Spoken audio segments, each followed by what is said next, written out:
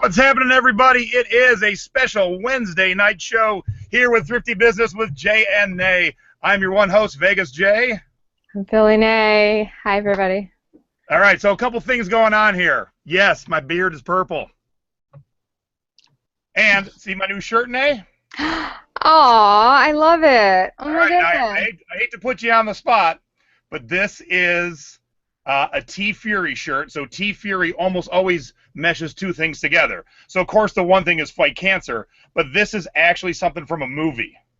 Do you know the movie? Oh, no. Did you ever see the movie Fight Club with Brad Pitt? Yes.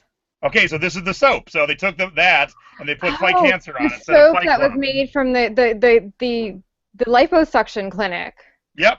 Yeah, I know what you're talking about. Oh, my goodness. So I got this shirt this week and wearing it tonight for you. Oh, that's awesome. I love it. Thank you. Now, I'll give you guys a little behind the scenes. Every week before I start the show, I'm wearing the rattiest tank top ever. And then we go on the show, I got a nicer shirt on.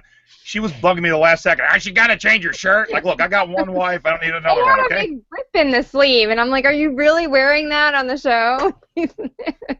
Okay. All right. That's awesome. Well, I want to surprise you. I don't want to get, you know. And my shirt says fighter. My mother-in-law sent me this shirt, so. So, yeah, so purple beard, new shirt, and here awesome. we are. All right, I like the shirt. It was worth it for me to. All right. Gripe at you for the. You gotta just wait for it sometimes, girlfriend. All right. All right, let's jump right off like we do every week. If I can get my mouse to cooperate, we will do it. Here we go.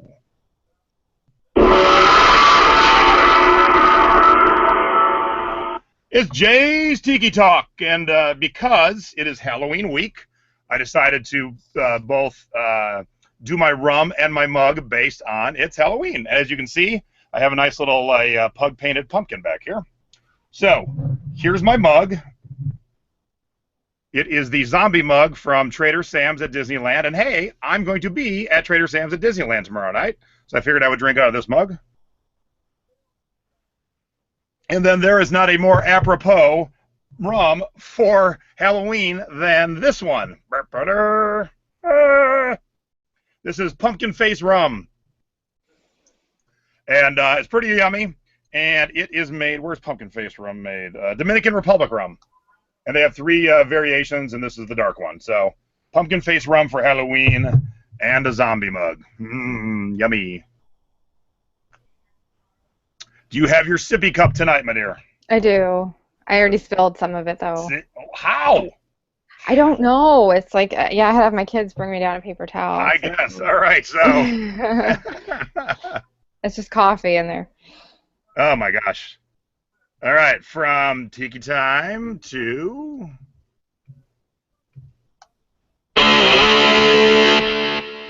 Yep. Nay's breast cancer update and fact of the week. Okay, so I was doing a little better because I went to the oncologist with the bruising and like the crazy symptoms I was having, fatigue, muscle aches, like ridiculous fatigue, nausea, and it was all, I knew it was all related to my medicine, but they were worried that I was having a bad reaction to the medicine because of the bruising. So they did some blood work, and they did discover that my platelets were low. However, it doesn't mean that it's from the actual medicine. It might be from a side effect of not being able to eat properly because of the nausea from the medicine.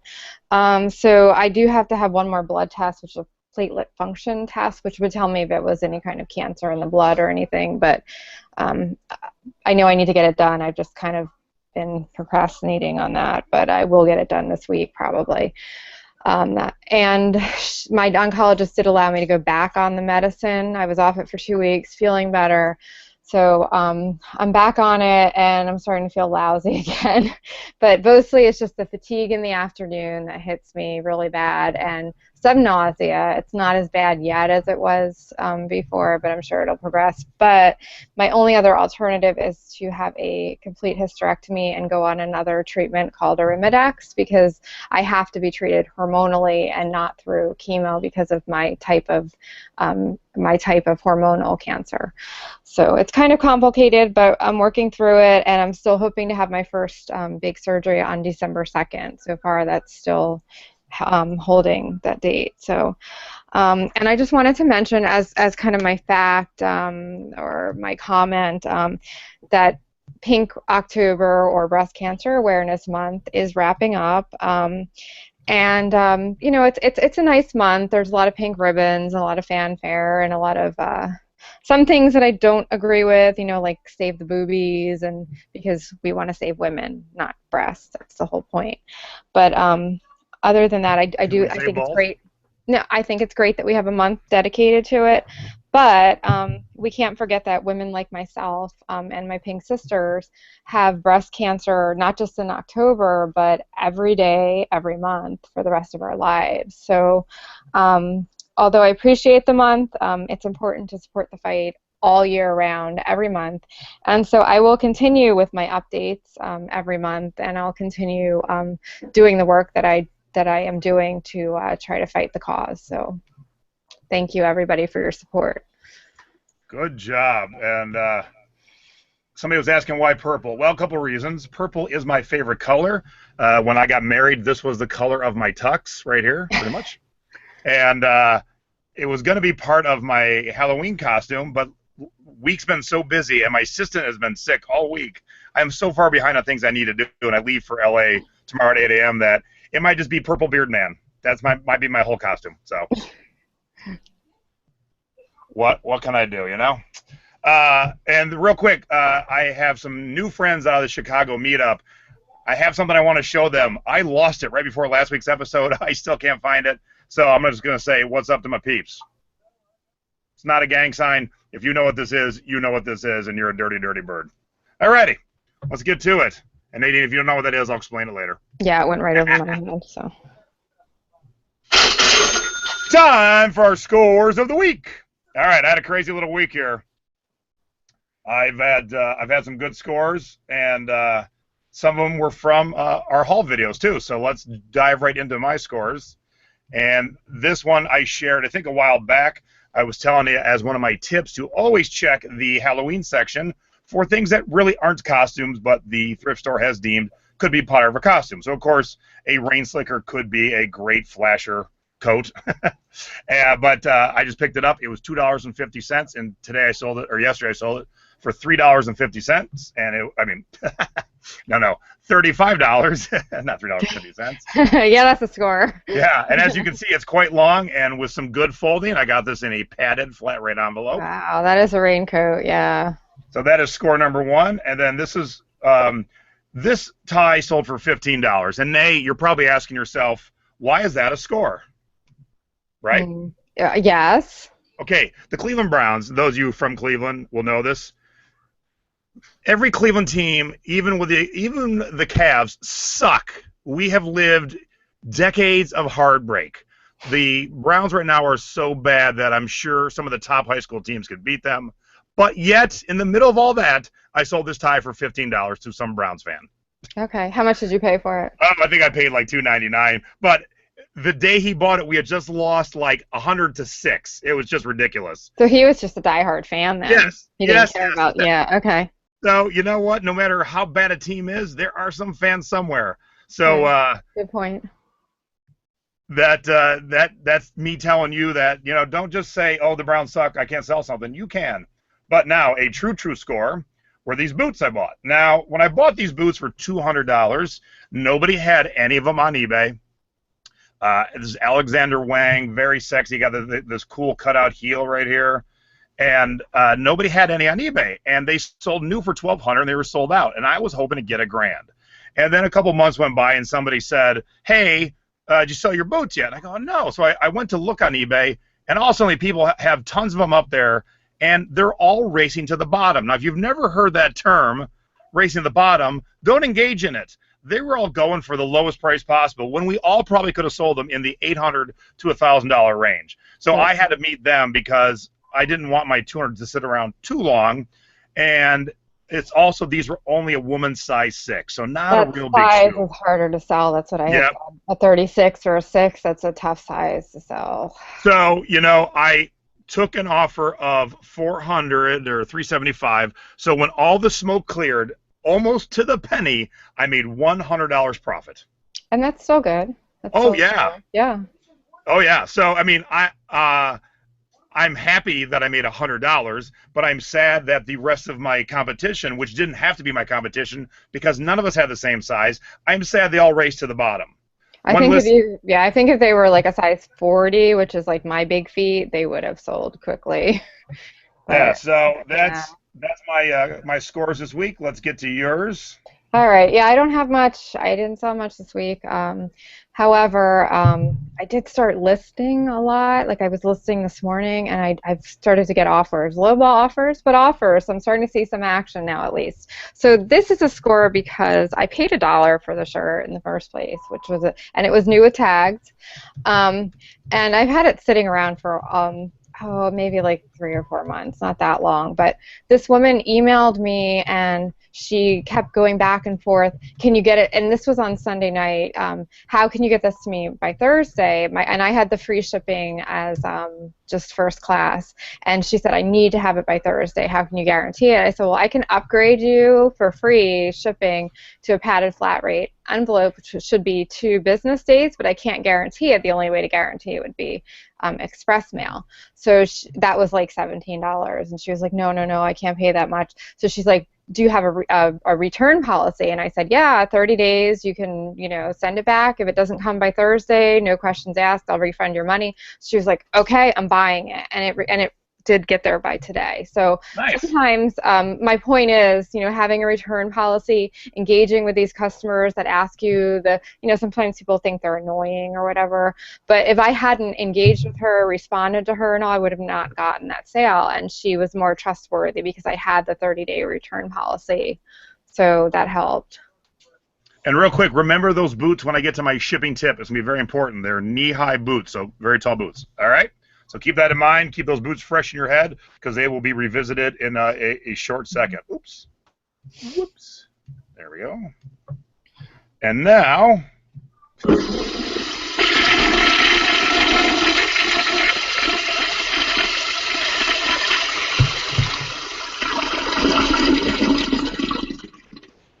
it's time for our duds of the week.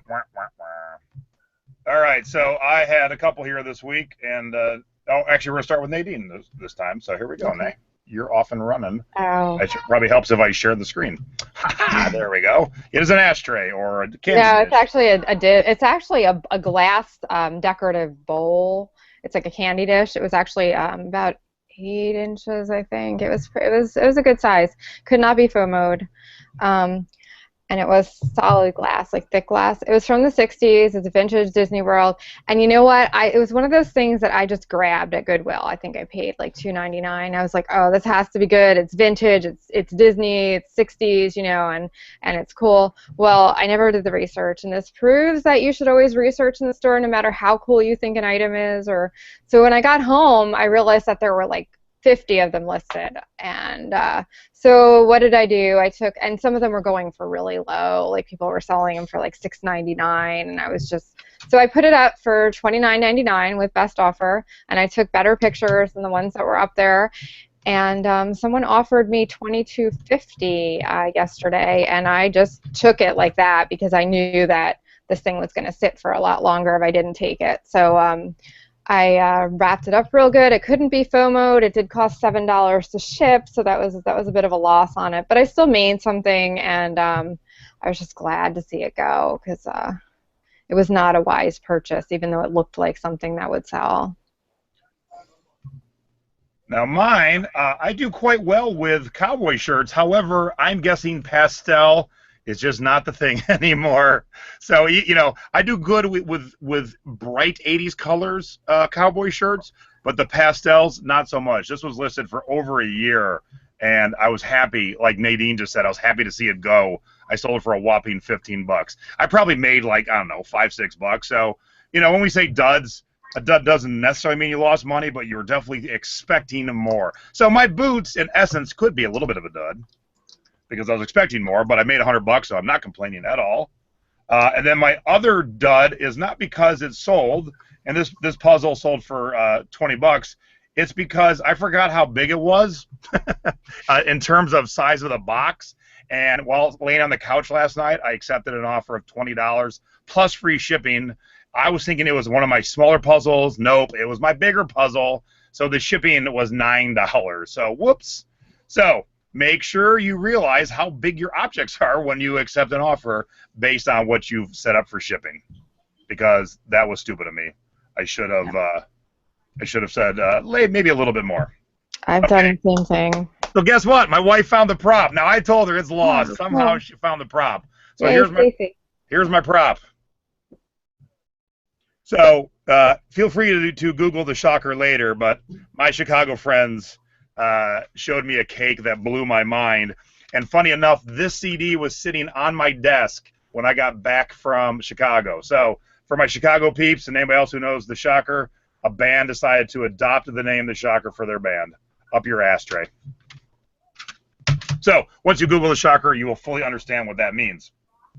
But don't do it in mixed company or in front of your kids. I'll tell you that right now. Be aware that was a little bit of an adult thing there. Right there. Here we go. Close encounters of the thrifty kind. All right, you can go ahead first there, Nay. All right. So I had to rack my brain for one of these because really I'm just trying to list everything that I have, and I haven't been doing, a lot of thrifting lately. I'm just trying to list the major backlog that I have to list. So, but I thought back and I was racking my brain for things that have happened, and I remembered from probably a couple months ago this happened, and it just popped into my head again. So I was in my lovely Goodwill. That's Philly Goodwill. And there's an appliance section there. It's just one row, and they have everything from kitchen appliances to lamps and anything with a plug, basically, clocks, clock radios. So I think I was lifting up a lamp, and I noticed that it was chipped or whatever, and I just put it down. And this guy comes up to me and he says, "Hey, if you're buying anything here, anything you want that lamp, you're buying anything here, and it doesn't work, I'll give you my number because I fix things like that. I can rewire it for you and I can make it work." So he was basically soliciting. Nadine, let me give you my number at the thrift store. So he was soliciting his handyman skills in the Goodwill, like of all places. So I was like, no, I'm not going to buy it, but thank you anyway. And I was trying to be polite and just get away. So I'm in the clothing section, which is like a little over, and I hear him do it to somebody else. So this was his thing. Like he was standing in this aisle trying to solicit his handyman services, and I think he'd be a lot better than doing it in the Goodwill, like just putting up a flyer in the supermarket or something. I mean, really, I don't think he's going to have the best of luck doing that, but who knows? Maybe he did get a customer, but that was a little odd. All right, now mine is like totally different. So I was shopping. My wife was flying into Vegas. I had to go pick her up. Had about 20 minutes, and so I stopped at my favorite thrift store, and look what I found. Some of you have already seen this picture, but this is not one, not two, not three, but 82 bras. That's crazy. They average $2.25 each, and they're ridiculously weird sizes like 26J. Let me repeat that for the women who understand what I just said. 26J bras. Just crazy. So I bought all these bras, and I get up to my girl Amanda, who I've known for years now. She's been one of the employees of that store. And I'm going to ring out, and there's a lady right in front of me, and they're having this really somewhat heated conversation, but I don't know what the hell's going on because they're both the lady and Amanda are Mexican. They're speaking Spanish. And Amanda goes, "I'll be right back." And I see her walk with the lady down towards the dressing room. So basically what was happening was lady was caught stealing right in front of me. And they've been trying to catch this person stealing for a while. And so once they came back, the lady who got caught stealing rang out and left, and they told me the story. I said, "Why didn't you have her arrested or throw her out?" And Amanda's like, "Hell no, I made her pay for everything." I'm like, "That's awesome. That is absolutely awesome. I never thought of that angle, but you're like, yep, I caught you. Now you're paying, bitch. None of this stealing from us ever again." So that was my and when Amanda said, "I'll be right back," I said, "Take your time. It's going to take me a long time to unhook 82 bras off their hangers." Can I ask you a question about your bras? I had I had asked you in message and you didn't answer me. Sure. I was wondering, since usually with that many bras in large sizes, it's usually like a store salvage or a donation from a store. So I was wondering if they were new with tags or So if they're new. these weren't new with tags. I have bought this brand before new with tags, and my lovely assistant, who's not here right this moment, who sits here, he told me, oh, by the way, it's a local brand in Vegas. So they must have dropped off a ton of them because obviously 82 at once, and then somebody else was there the next day. They found some more. So they must have dropped off a whole bunch of old stock. Okay, so it was probably a store that you're saying. Yep. Yeah, that's what I would figure from that kind of, I mean, that's not going to be a personal donation. That's why. So do they look like they're in new old stock Oh, shape oh, without the? absolutely, yeah. Okay, that's what I was thinking, that they'd probably be new even if they're not with I'm not tags. That's putting great. new. I'm not putting new without tags. No, I would I, just do pre-owned, but yeah, yeah, that's pre-owned. yeah, excellent pre-owned condition. That's And, great. and they're not all small. I mean, I got like some 40 double H's Yeah, or because like if you do like a 26J, if you think about the actual perimeter of that, oh, that's a tiny woman with big, like that's an odd combination. here, I'll show. Okay, for guys who don't know how bras work, and that's most of you, let me show you what we're talking about here. So this is the width of the woman's body. That's it. Yeah, 26. yeah, that's crazy. That's what I mean. That's like Barbie width. Yeah. Yeah. But then J is like my head. That's Yeah, J. so that's a tiny, tiny woman with a big, yeah. And the first one I picked up was 40I, but of course when I was reading it, it looked like it said 401. I go, what the hell kind of size is 401? And then I'm like, idiot, it's 40I. So yeah. That's good because those odd sizes are really hard to shop in regular stores. So, they'll be looking Oh for yeah. those. So he's working on those right now. But those will be up soon. So if you are and I hate to use the word odd, but obviously 26J is not all that normal. So if you're a unique size, check out my store very soon. Alrighty. It is time for our thrifty tips of the week, and mine is going to be kind of a little mini thrift haul because I want to show you something. So many of us listening, many of our friends, we all live in big cities. Nadine lives in Philly. I live in Vegas. I was just with a bunch of people who live in and around the Chicago area. And my tip today is if you live in a big area, big city, get out to the country and hit those stores. We antiqued, my wife and I antiqued our way up from the border of Wisconsin and Illinois all the way to Milwaukee. And I showed some scores already in the thrifting board, my group, and people are like, geez, we got to get across the border. Well, the border is really close. If you don't know, Chicago to Milwaukee, if you drove straight, is less than an hour and a half or about an hour and a half. But right across the border is Kenosha, and then Racine, and then South Milwaukee, then Milwaukee. So I have a little map up here. And so my tip is get out, get to the country. There is some good stuff going on there. So here's what's super cool. They took an old empty school, like an elementary school, and they made it an antique mall. So That's there's booths in the library, in the gym, in the principal's office. It is super duper cool. And so let's look at, here is the map. Here is Illinois. We're heading up. Okay, we're stopping at Kenosha. And then we're in Racine, right outside of Racine. Now, Racine's tiny, and this place is in Sturdivant.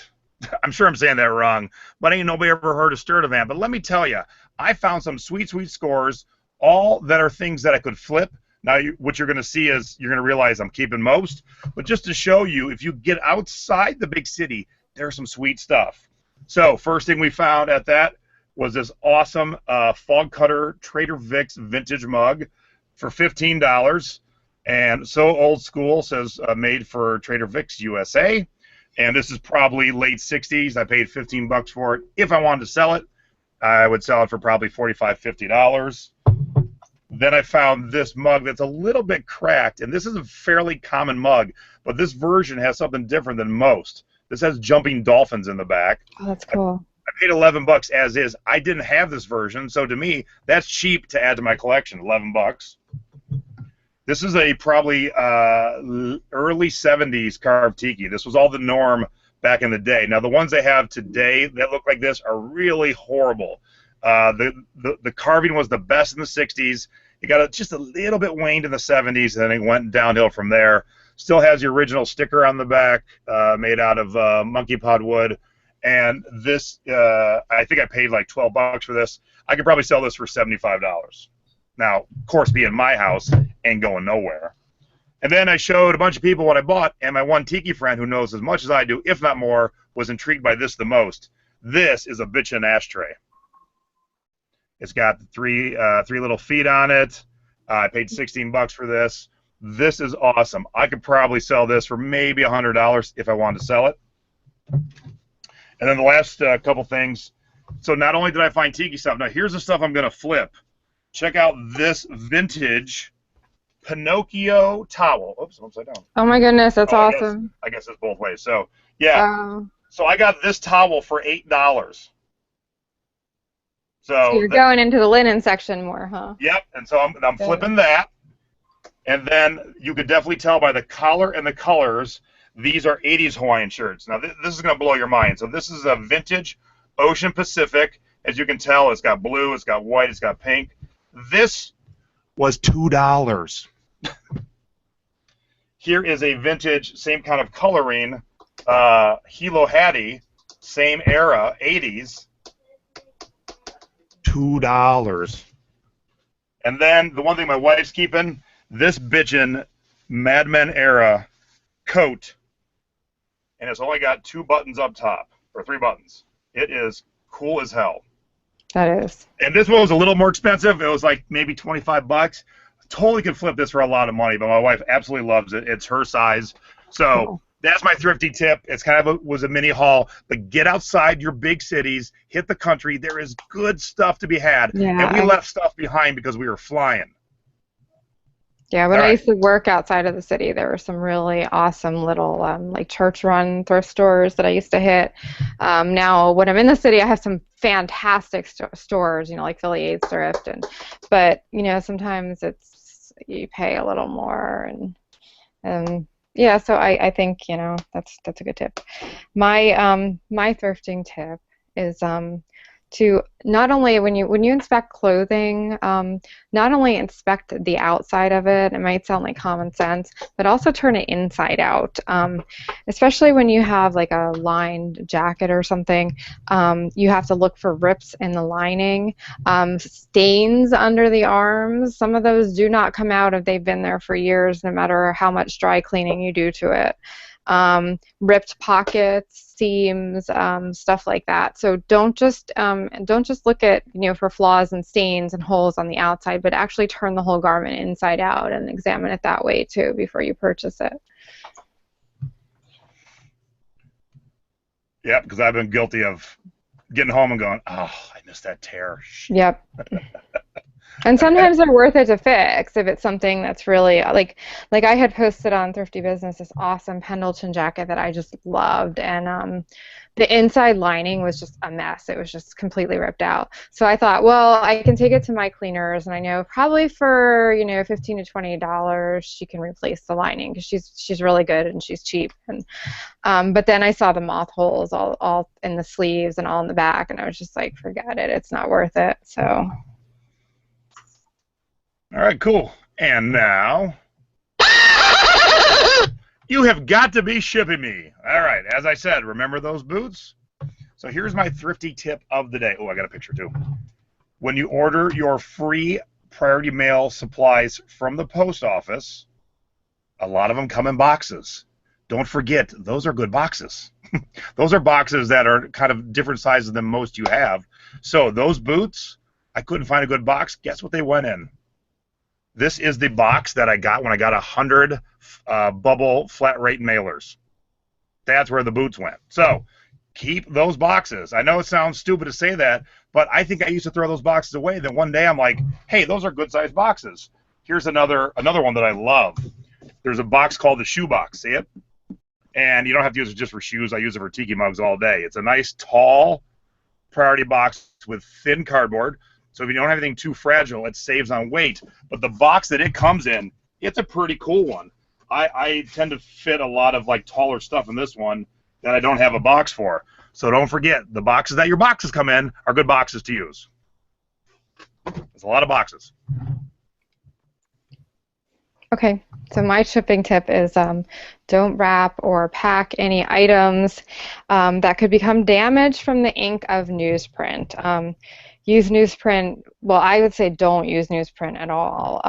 It can cause permanent discoloration on some items, especially if you have something like a like a rare book or something, or even like on mugs and whatnot.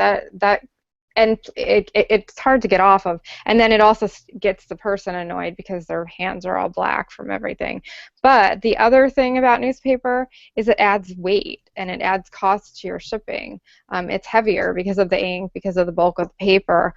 It costs a lot more. It will add ounces that you don't need, and it could put you over to the next weight class.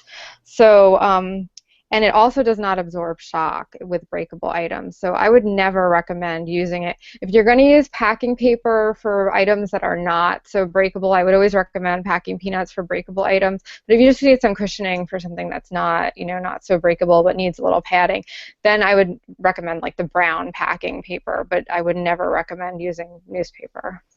Now, the caveat to that is, because I do use newsprint, I have a whole box of unused newsprint, so just the paper. If it's just the white paper. Yeah, but if you're shipping a flat rate box, that price won't change. And like Nay said, if it's not the fragile, flat rate box as well. Yeah, right, if it's not fragile, yes, use your heavy packing material then for you can non-fragile items. But I wouldn't use the printed paper because that just annoys people because it gets all over everything. And the ink does add weight. But like you said, if you're using a flat rate, then it doesn't matter. Hey, I got usually we don't hop into the chat, but I want to answer or ask a question. Geller Kayahu. She said, sold a pair of leather knee-high boots. I used an Amazon box and turned it inside out. Perfect. Two things. Why'd you waste time turning that box inside out? And B, doing that does compromise the strength of the box. I ship out my Amazon boxes to my eBay customers all day, every day. So there's a bonus tip. Don't waste your time. That's a huge, huge waste of time. Yeah, I don't care if it says Amazon. It's obvious that it wasn't shipped from Amazon after I get done with it. So.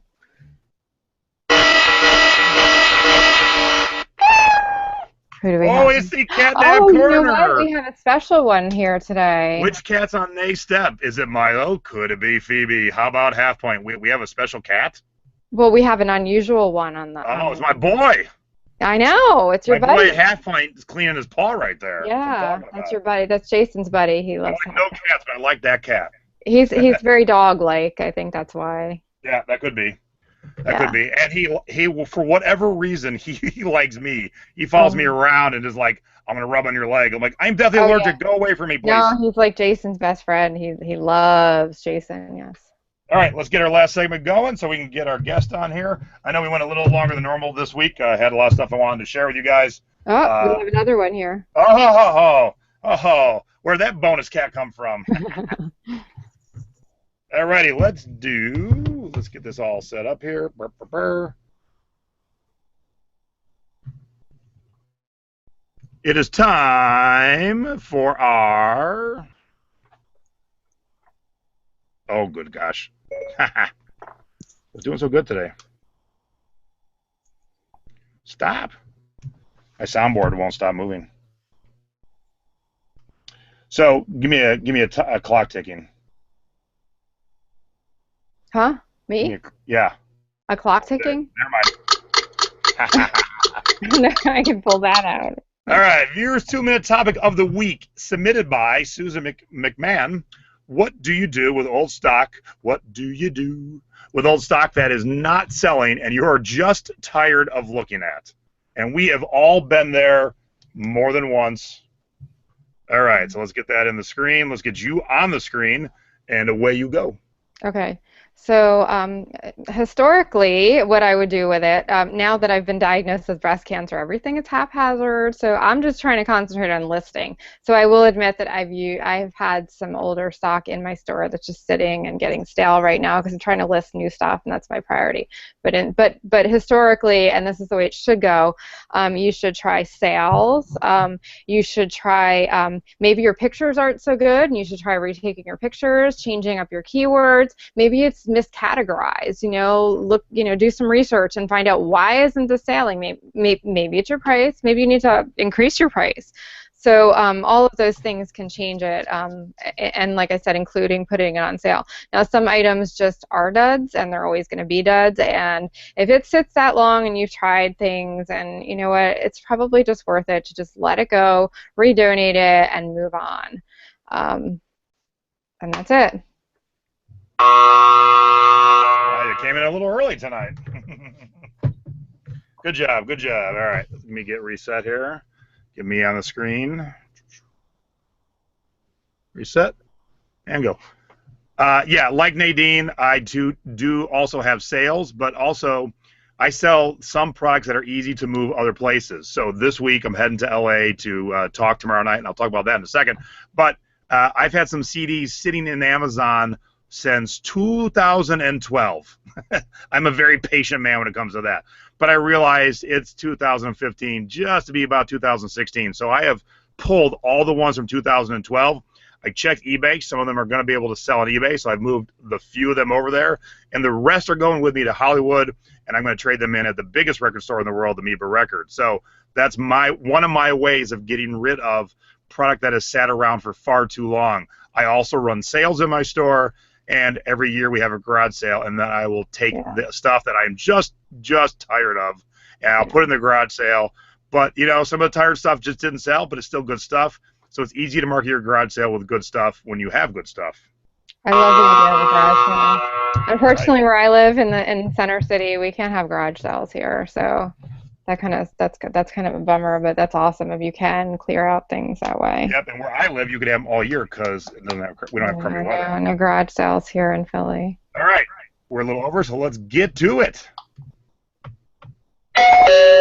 Our guest tonight is Stephanie Inge. She is the leader of the Dallas eBabes and eMales meetup group, and she's here tonight to talk to us about meetup groups. Yay! Hey, Steph, how are you? Hi, Stephanie. How are y'all doing? Good. We are wonderful. Let me stop sharing that. I've been enjoying the show. Well, thank you. You're welcome. So Steph and I have been friends for forever, probably. We've been hanging around the same eBay circles forever, and you can't tell because we all look the same size on TV, but Steph's a little tiny thing, but man, is she a spitball full of energy.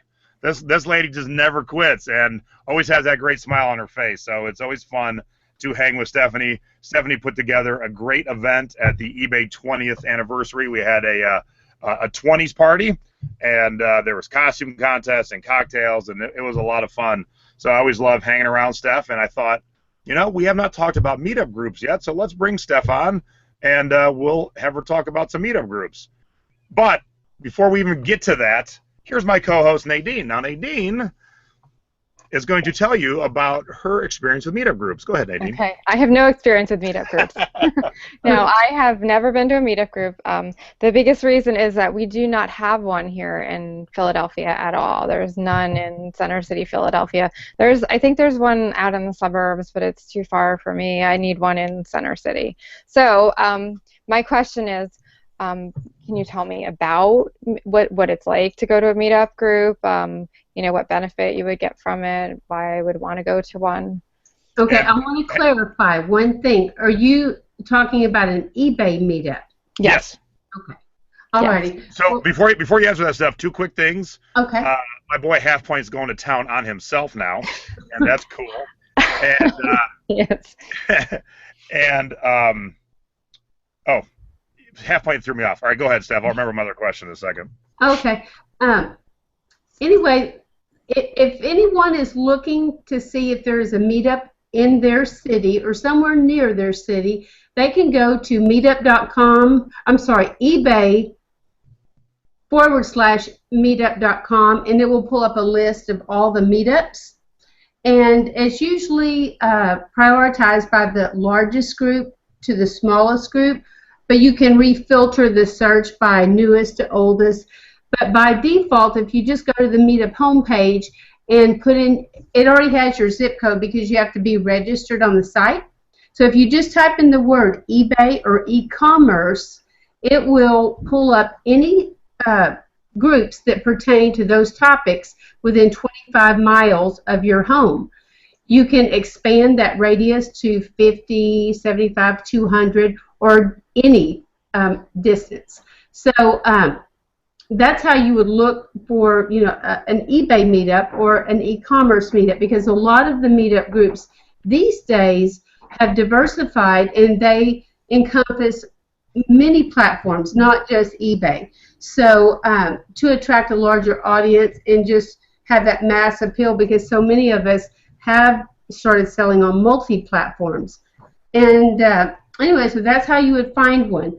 If you're on the flip side and you're someone that's looking to start a meetup, and you there's two buttons at the top, or two links. One is to search, and one is to start a group. So let's say you were going to start a meetup, or someone in Philadelphia was. The good news is once you start a meetup and you put in all your topics and your tags and stuff like that, it will populate a list of people who are on a waiting list waiting to join a group that pertains to your topic. So you may have a built-in audience already. Yeah, I'm surprised in such a big city that that we don't have one here. Well, let's check, Nate, because I got the screen up, so let me change it out of I know there's Henderson. one. I knew Luann has one outside of the city in like the Westchester area. That's a bit of a hike for me. So I did just 5 miles, so that'll keep us in the city. Of Henderson, Nevada? No, I did switch it. Oh. Hello. Because that's where he's registered.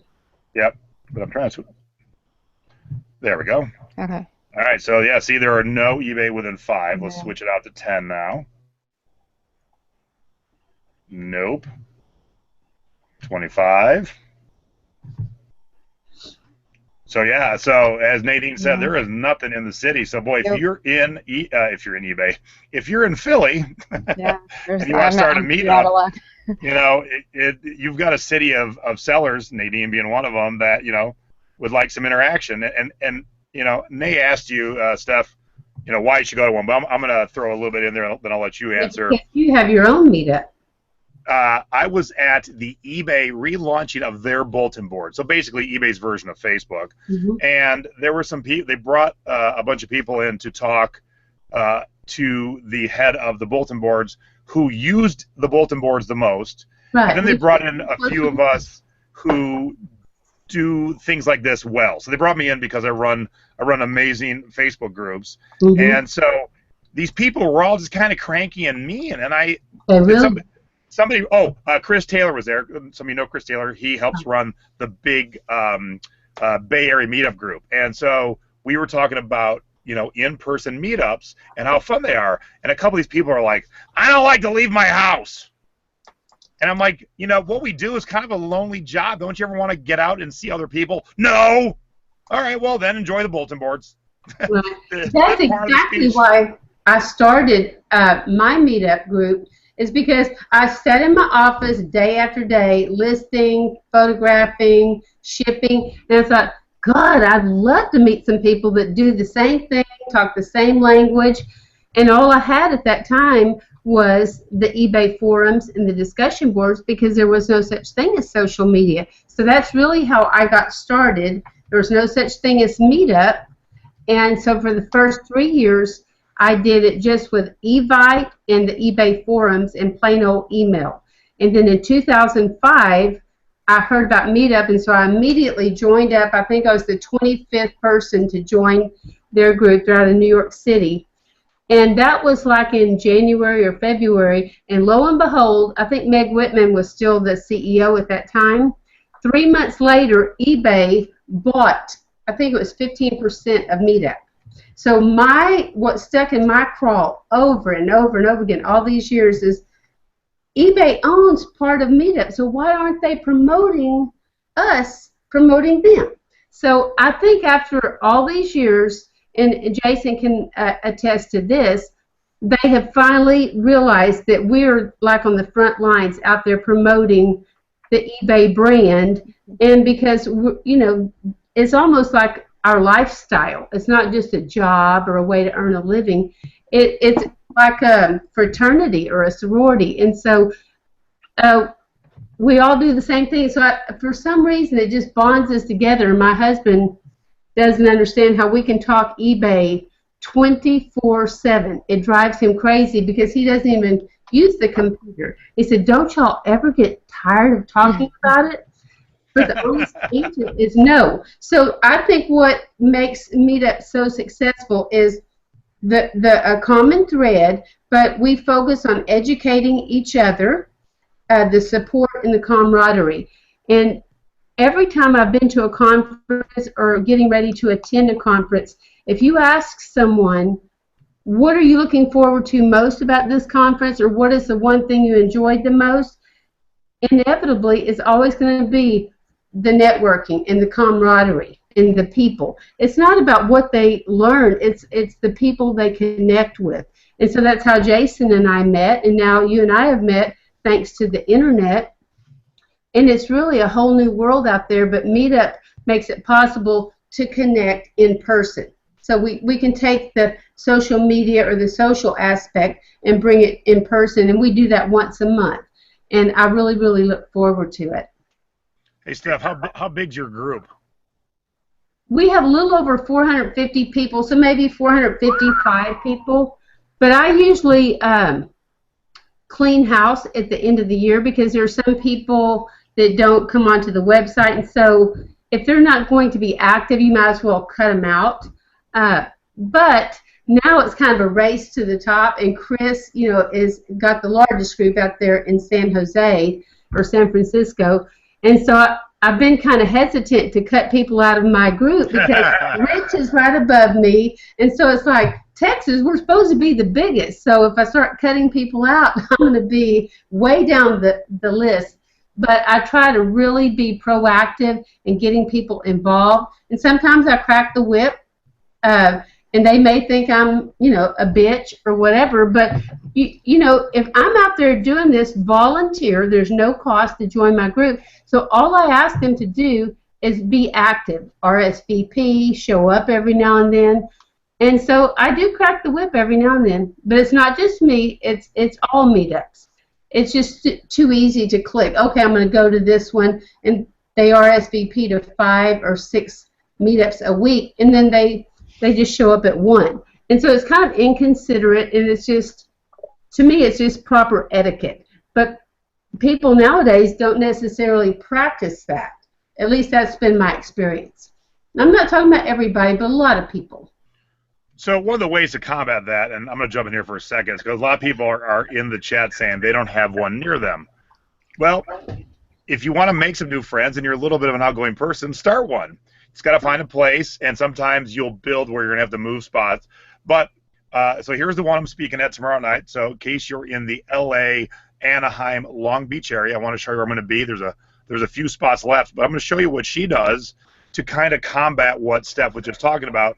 People who say they're coming and they're not coming. Now, Patty charges $10 per person, right. But that $10 is going towards pizza, pop, and salad. So when you get there at 6 tomorrow night, we're going to mingle from 6 to 7. You're going to get pizza, you're going to get salad, and you're going to get soda, and that's your $10. So you're essentially paying $10 for dinner. But when you have money on the table, that keeps people a little more in check. Skin in the game, that's correct. So as you can see, we got 39 coming tomorrow night. We have 11 spots left. And we are at Ciravello's. It's the most gigantic bar restaurant you've ever seen in Long Beach. You'll be shocked when you walk in to see how big it is. But come on down. We're going to have a great meetup. I am going to save the world from shitty pictures in eBay listings, and that's my talk tomorrow night. But this is, this is the meetup. If you weren't watching this and didn't know what was going on, if you're in Long Beach and you popped into Long Beach and typed eBay, this would come up, even though it's now called the SoCal e-commerce sellers group. It was called the eBay group, I think, at one point. But because their keywords are like eBay, Amazon, online selling, this will pop up for you. So if you're in the area, come join us tomorrow night. We're going to have some pop pizza and some fun. So there's 2 other rules. One of them, I cannot take credit for this because I've never even tried it, but Kim Everett used to run the Denver group until she moved to Tampa. And what she would do is she would charge people to RSVP, $5. If they show up at the meeting, they get their $5 back. Yep. If they don't show up, she keeps it. So that's, skin in the game, so they show up to get their money. But another thing that some of the eBay organizers are doing is the 3-strike rule. You RSVP 3 times and don't bother showing up or changing your RSVP, and you're out. So if they know that 3 strikes they're out, chances are they might show up. But that's kind of a thing that I think we would have to do as a group, because if just one person did it, like me, they'd think I was a Nazi, or just, a mean old lady. And I may be a mean old lady, but if I'm out there volunteering my time and doing this, the least they could do is show up or honor their RSVP. So that's really all I ask. And we have fun, and we have some great speakers, and eBay has been very good to us. They come out a couple times a year, and over the years they have sent a lot of people out to our group, and so I'm very, very appreciative of that. So Stephanie, can you take me through what happens at a typical meeting, like Sure. Your typical agenda and schedule and. Okay. I usually get there, because I am the organizer, I usually get there about an hour, at least 30 minutes early. I set up a table at the front door, not the front door of the restaurant, but the front door of the room that we're meeting in. Mm-hmm. Hopefully that's a private room. That's what we aim for. And at that check-in table, we have name tags, we have door prize tickets, and in the old days, I used to have a sign-in sheet, so I would have people's email, because Meetup does not provide us with contact information. So that was a way I could contact them outside of Meetup. I don't do that anymore, so it's just, some places they require payment. We collect the money, and then we pay the restaurant. So when I say we collect the money, it's not for us. We just pay the restaurant. So most of the time, it's just door prize tickets and name tags. Then after that, they have a seat at a table of their choice.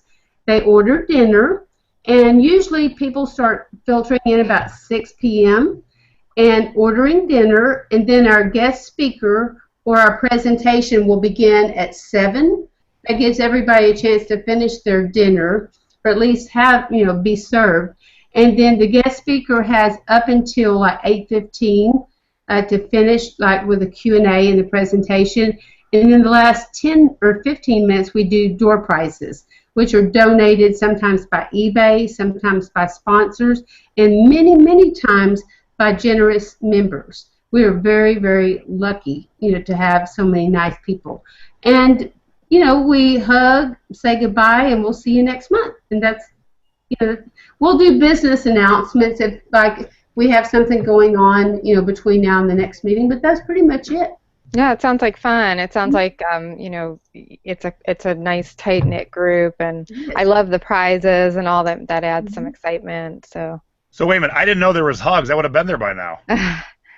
Well, you've got a standing invitation, by the way.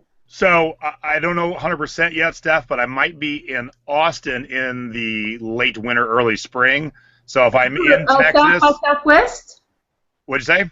For South by Southwest? Oh no, for something else. A kind of an e-commerce event. But if I get to Texas, I'm coming to see you. Yes, we meet on the 4th Monday, and we've done this since January 2002. We meet on the 4th Monday of every month except November and December, because the 4th Monday falls around Thanksgiving and Christmas, and that's just too busy for eBay, seller or e-commerce sellers. And so what we'll do is like a little holiday luncheon, happy hour, something like that. But yeah, we take a break in November and December. I will say, if you do a meetup that doesn't charge up front, so like Patty's doing in Long Beach, right, and you're at a restaurant where you're having dinner, please order dinner. That's how the restaurant kind of gives up the room to the meetups. Right. Have a cocktail, have some dinner, and then everybody is good. You have to have dinner. Have it there. Right. Well, we have been kicked out of many places over the past 14 years because our members, you tell them they have to order a meal, they'll order like a bowl of pudding or a little, house salad and a glass of water. And, they bring in extra staff when you tell them you're going to have 70 people, and then all these people order chips and salsa and water. They make it you have to respect the venue. That's I've had a lot of come to Jesus meetings over the years. That's a shame. And they kind of get it. So now I just tell them it's mandatory. And I just charge them, a flat rate, which includes their tip, their drink, and their tax. There you go.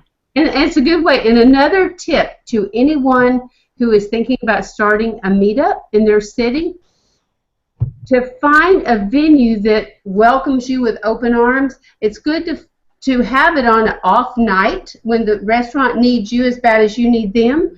So I really recommend an off night, and Mondays are usually a very slow night unless it's a sports bar and it's Monday Night Football. But so that's worked out really, really well for us.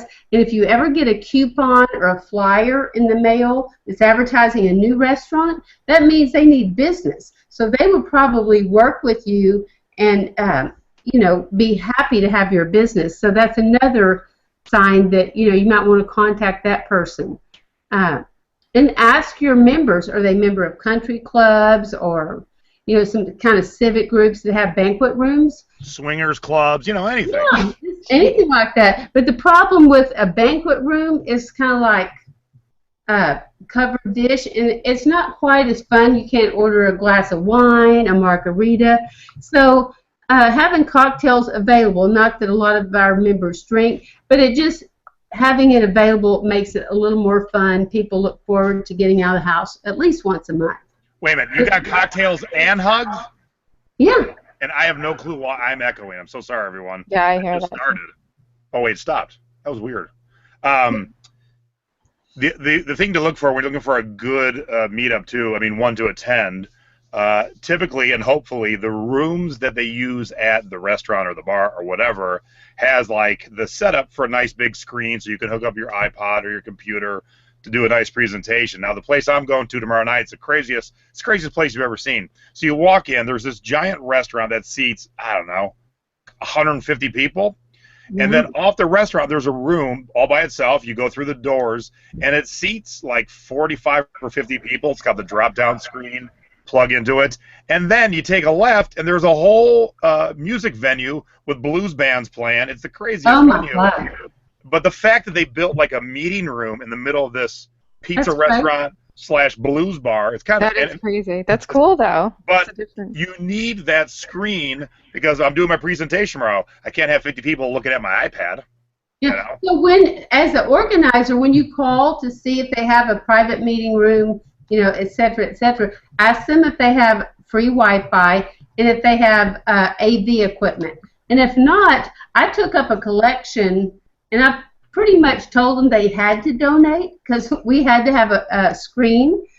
But one time I ordered a banner just to show you how cheap they are. I had this huge vinyl banner made. It was really, really nice. I was very proud of it, and it cost me like $100. And I wasn't even going to mention that, but my assistant said, well, I think we need to pass the hat, at least get some money, towards that. So at the end of the night, y'all want to guess how much she collected in her little... I don't think I'd want to know. This was a big meeting. We had about 100 people there. Guess. $50. $6. What? I'm telling you, the last of the big-time spenders. They're nice people, but they're cheap. Most of them. Not all of them. But, yeah, so I don't really depend on... I don't do it to make money. I don't have ulterior motive. I do it to connect with people, to help with people, and to learn from my fellow eBay sellers, and to teach them if they need to learn. And that's really what it's all about. You can't have ulterior motive because it's going to come through. You got to do it for the love of it. And I think that's great. The sense of community, and I think that that's one great thing that I've noticed about eBay sellers, through the events that I've gone to and whatnot. Not that I've ever been to a meetup, but just that sense of, there's nobody's afraid to give away their secrets or, everybody's helpful. And I think that's great that because we're all in the same boat and Exactly. we're working together to help each other. So I think that's It's really nice to have someone that understands what you know, what you go through. Exactly. Like when you walk into my office, if you're an eBay seller, you go, oh, I get that. But our friends, when they first met me or came over there going, oh, my God, like, what is that? And Randy would just say, that's our eBay stuff. But now they get it, Yeah. But it does look like you're a hoarder, at least in one room of your house. But We all have that, yeah. I do know where my stuff is most of the time. But All right, so we are at 7:01, but as always with all our guests, Stephanie has shared some scores and duds, so let's get to those. oh God, okay. Because I forgot to do this segment once with when Teresa yeah. was on. Yeah. So I want to show Stephanie's scores here. So let's start with her scores. And this first score is a multiple. So let me pop that on the screen here. I wish I had more. So you have these Ping golf bags. What'd you pay for them? $20. And what do you sell them for? $99. Plus shipping. Yes. That is awesome. And how And many? what's even better, I have to. This is, I guess, in eBay's favor or USPS because they were the Texas edition. All four of them sold in the Houston area, which is in my postal zone. So I got a 54% discount on the shipping. Wow. Even so, they paid like $54.70, but I got it for half price. So I made more than that. I made like $119. So that was a cha-ching, and I just wish we had more of those. Wow, that's great. I know nothing about My That's husband got them from his awesome. golf buddy. Okay. He said, "You think you can sell these on eBay?" I said, "How many does he have?" That's great.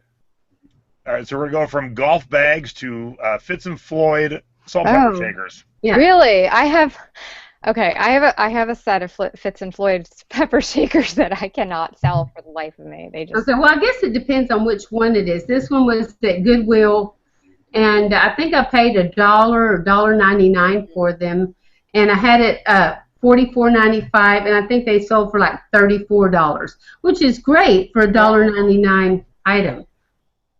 I thought absolutely. it's not as good as the golf bags, but it's still good. Yeah, that's A lot awesome. easier to ship. Huh? Oh yeah, but I didn't have to use bubble wrap. The golf clubs came in their box, so I just stuck a label on the box and boom. I didn't have to pack them. And in all of our lives, those of us who sell online, we have scores and we have duds. So here is, wow, that's a bummer. These two belt buckles, I have one of my students made a fortune selling rodeo championship belt buckles. So I was at Antique Alley in Central Texas. It's like a 25-mile garage sale, and I bought these two belt buckles, I think for $10, and I've had them for sale since April. And so finally I said, I'm sick of them, kind of like with you, just have this merchandise sitting around. So I put them at 99 cents, and don't you know they sold for 99 cents. Oh. But, that happens, and I was just glad to get rid of them.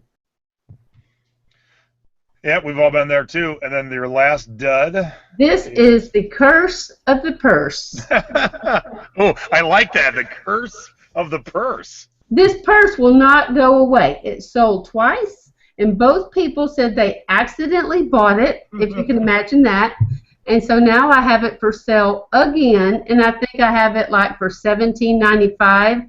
It's one of those things I just want it out of my house. I don't care. I'll give it away for 99 cents. Oh my So goodness. anyway, yeah, that's the curse of the purse. And I sold purses for a long time, but I've never had one that I could not sell for anything. But this is one.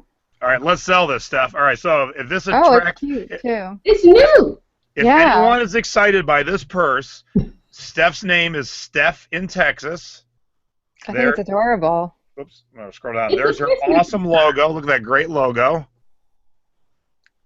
Yeah, that'd be great for a holiday party. Yeah, so I even put Christmas red in the title, thinking, please, God, just someone buy this freaking purse. All right, there you go. Find that purse. Steph said she would take. She wants to get rid of it. It's like cursed. Yeah, I'll give it away at a white elephant party if it doesn't sell.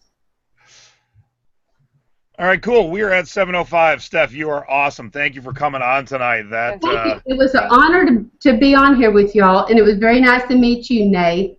Oh, you as well. Thank you. Okay, you keep on fighting, and I'll be right behind you, okay? Thank you so much. I appreciate it. Bye, guys. Bye-bye. Have a great night. Thank you. And before we actually hang up, I want to, boy, she just want to jump off. Bye, Steph. Usually we talk to our guests afterwards. So, but two things. So tomorrow I'm going to be, like I said, in Long Beach. If you're in our Facebook group, the Thrifting Board, here is the post for Patty Coleman SoCal e-commerce seller group. Feel free to ask any questions there. If you want to sign up, head over to meetup.com. There's 11 spots left. And they will probably fill up by tomorrow. And then secondly, I am teaching a class on Friday in the Anaheim area. So again, in the Thrifting Board, just look up Jason's next thrifting class and you will find this post, or just look up my name and you will find this post. We're going to thrift for 3.5 hours at a Savers, because those are my favorites. And there's plenty of them in the Anaheim, Long Beach area. And then we'll go have lunch and we will discuss ways to better sell your items. And then those coming tomorrow night, we'll definitely see how pictures have really gotten away from people.